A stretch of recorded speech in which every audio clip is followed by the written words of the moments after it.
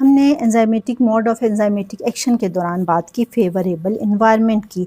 So we should know here about the factors which can affect on the enzymatic activity. तो इसमें हमारे पास number of factors हैं जो कि इस होल एंजाइमेटिक एक्टिविटी के ऊपर अफेक्ट करते हैं during the binding of the substrate. Inactive condition से एक्टिव कंडीशन में कन्वर्ट होना और उसके बाद फिर हमारे पास सबस्ट्रेट का बाइंड होना, प्रोडक्ट में कन्वर्ट होना और प्रोडक्ट का रिलीज़ आउट हो जाना.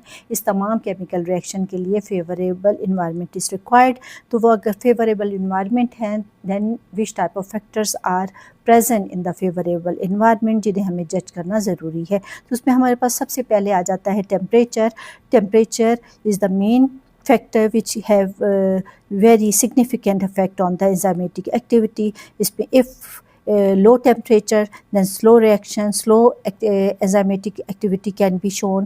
If optimum temperature, then maximum reaction can be done, and in case of maximum temperature, denaturation of the substrates can be occurred. अगर temperature कम है तो slow होगा ये process, लेकिन अगर temperature optimum है then full chemical reaction, complete maximum chemical reaction can be done.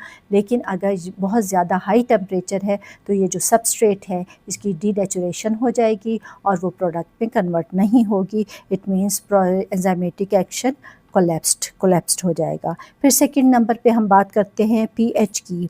Her enzyme का optimum pH है. जैसे पेप्सिन हमारे पास एसिडिक है और ट्रिप्सिन हमारे पास अल्कलाइन है. फिर इसी तरीके से सबस्ट्रेट कंसंट्रेशन हम कहते हैं नंबर ऑफ़ मॉलिक्यूल्स को.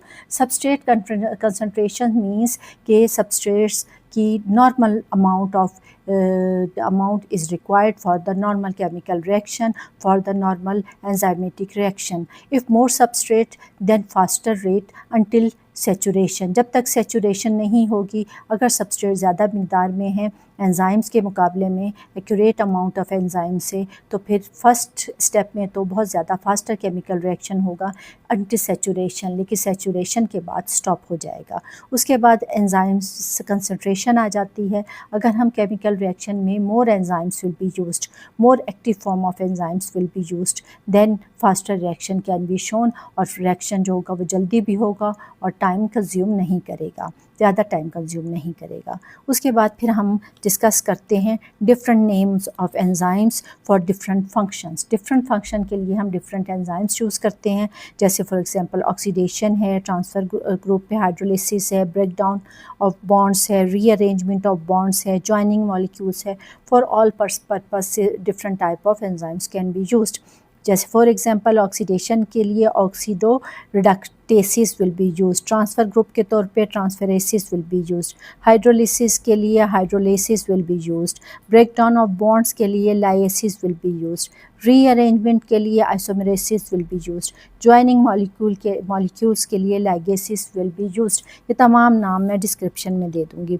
फिर हम अगर इम्पॉर्टेंस ऑफ एंजाइम्स देखें तो एंजाइम्स की इम्पॉर्टेंस में डाइजेशन है, रेस्पिरेशन है, डीएनए रेप्लिकेशन है, प्रोटीन सिंथेसिस है, मेटाबॉलिज्म है, मेडिकल डायग्नोसिस है, बायोटेक्नोलॉजी है. इसमें एग्जांपल हमारे पास आ जाते हैं एमाइलेज एंजाइम. जैसे amylase enzyme is used to convert the starch into maltose. इसी तरीके से catalase enzymes will be used to attack on the hydrogen peroxide and convert into water and oxygen. तो ये तमाम हमारे पास सिंपल डिस्क्रिप्शन है इसकी.